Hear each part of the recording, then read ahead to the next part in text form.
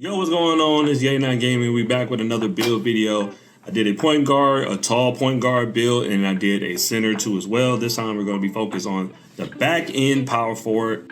This is mainly for comp basketball for the most part. May also work for the casual person looking to play 3-on-3 or stage, or even somebody looking to play rec and do all the little things that don't always come up in the box score. So the goal of this video is to be able to play back end defense, be able to help out your lockdown, being able to guard 1 through 4, 1 through 5 in a lot of cases, being able to move around the floor as an anchor and play defense in multiple spots. So without further ado, let's get into it. All right, so what I wanted to do, I made him 6'8", 220 with 7'2" wingspan, and I believe I stuck with that. I didn't deviate at all, which is good. And the big thing I wanted to do is really focus on defense and being able to shoot out of the corners. Again, we're playing power forward, and I also made it, I tweaked it a little bit to make sure that if you wanted to run threes, you were going to be good at the big position as well. I also made him a small forward technically, but he's mainly designed to play power forward.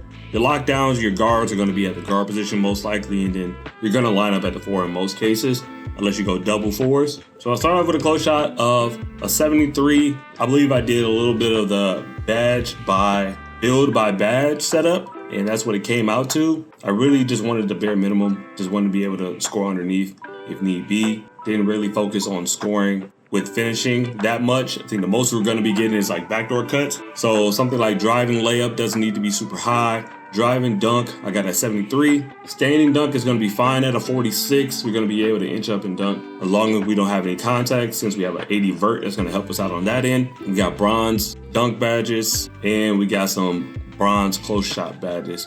Just enough to get us by. The primary focus of playing on this position is not to really score the ball. If you're going to make a scoring guy at 6'8", do something totally different. This is mainly for playing back end defense and knocking down corner shots. So when it comes to the shooting, I got the mid-range at 83, and I got 3-point at 80. What this does is give us a silver set shot specialist. It also gives us a bronze dead eye and a bronze shifty as well. So if we have to come out the corner and shoot a fade, we can knock that down. It also gives us some good shooting animations. We do not have limitless. We have to have at least an 83-3.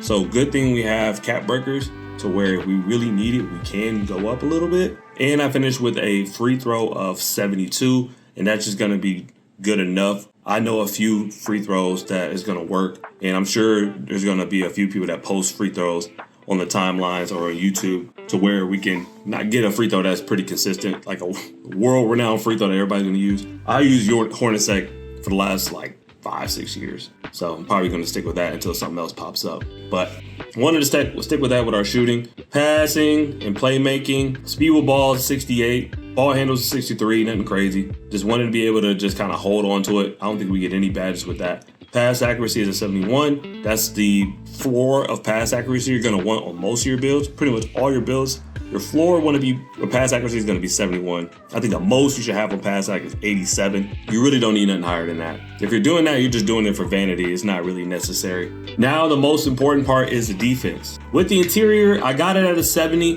I'm going to be playing back end, so my main objective is to be able to guard up on the guard and switch if ever we run a triangle or a reverse or a stack where I'm going to be forced to guard up top. So I wanted to focus more on perimeter than interior, because I want to get my center in the paint as early as possible and be able to cover for him and be able to rotate for him. So I didn't really focus that much on interior. And when you're in the 3s or 2v2s, you might not want to use this build in 2v2s, but if you're in 3s, you want to just have enough interior to be able to guard most bigs. Like, nobody is really going to beat you with 2s through the big in 3s, because they're weird. And then the other end, I still can shoot, so we're going to get more shots up than they are.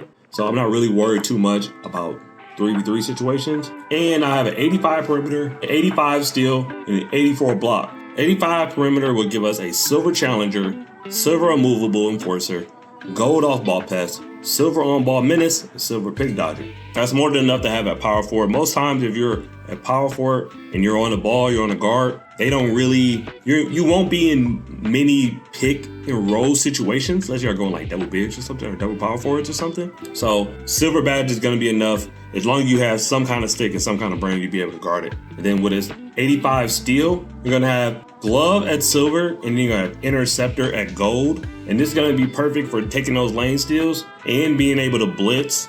So whenever the guard wants to run off the screen, you want to blitz a hand, you'll be able to get some good animations that way. Another thing that's going to come in handy is motion styles. You still have to dive a little bit through motion styles to see which one is going to work the best. But with a 7'2" wingspan, and you get a good motion styles that start you off pretty long and gives you a little bit of a boost in agility, you're gonna have, and that does go towards your blitz animations too as well. And that's gonna be perfect for taking lane steals. It's gonna be perfect for switching and being able to rip bigger guys that shouldn't be dribbling too as well. Another thing I want to talk about also is rebounding. Rebounding also is really important. You want to be able to get a box out to get your big down there to get to the board, and in threes you want to be able to get good rebound animations in general, especially at power forward, because you're going to help on the rebounds a lot. Got 92 defensive rebound, puts you at a gold rebound chaser, and gives you a gold box out beast. Offensive rebounds at 67. Good thing with the ability to green boards with a good box out. If you're getting O boards, you can still get a decent amount of O boards with people who don't know what they're doing when it comes to hitting the triangle button on time. And that's going to be huge, especially with cat burgers and takeovers coming into play. You might be able to get that up to a Hall of Fame, even a legend level. And of course, our physicals, we got speed at 84. We got agility at 80, strength at 83, and vertical at 80. And 80 vert is going to help a lot on those rebounds, going to help a little bit with the driving dunk / standing dunk animations. Strength is going to be good, and so you won't be getting back down as easily. And then the most important thing with being a back-end defender is moving laterally. So we have our agility on 80. More than likely, we're going to be guarding the guy setting the screen, and we want to be able to play both sides of the screen depending on where the lie down's getting hit or guard's getting hit, and we can step for them. So if you're going to be a stepper, you got to have high agility. And then lastly, we threw an 84 speed in there just to make it a little quicker to run the floor. And I think you're going to be able to get some solid buckets here and there. You want to be averaging about 6 to 9 points a comp at power forward. If you're averaging 9 points at power forward, you're an above average scorer at power forward. And you want to be able to get at least 6 boards a game, especially if you have a center down there that is even like remotely good at the game. They're going to get at least 10 plus. So if you're getting 6 plus rebounds, you're doing really well. If you're getting 7, 8 plus points, you're doing really well. And if you're getting 2, 3 steals a game, you are probably in the top 5 percentiles of power forwards. You want to be able to get at least 3 steals a game. And this build is going to definitely help in that case. And came out to be an edge enforcer with shades of Glenn Robinson on the all-time Bucks. Glenn Robinson, 0203 Paul Pierce, Julius Erving 83-84. And strengths say deflections lead to easy steals, can guard the best offensive player, thrives in up-tempo play, rebounds like a big on the defensive end. And that's huge. I don't know why they put Paul Pierce in that situation. Maybe because his height and his ability to shoot. Who knows? That's insane. And Julius Erving is also kind of crazy because we don't got crazy bounce like that. I think they just kind of pick some people. But edge enforcer, this is going to be the best back-end defender that you're going to see in the comp scene. So if you didn't like some things about it, you can tweak it to fit your type of play style. I'm going to be using this because it's fast and I can be able to take steals, and I'm just going to be able to do my job on it. If you want to do more, if you want to be a threes guy, but you want to be more involved in offense, probably make more offensive oriented build. If you want to be a comp guy and you really want to soup up the steals and the defense, take some off of the shooting, take a little bit off of the finishing, and just focus on that. But I think it came out to be a good build. But let me know what you think in the comments.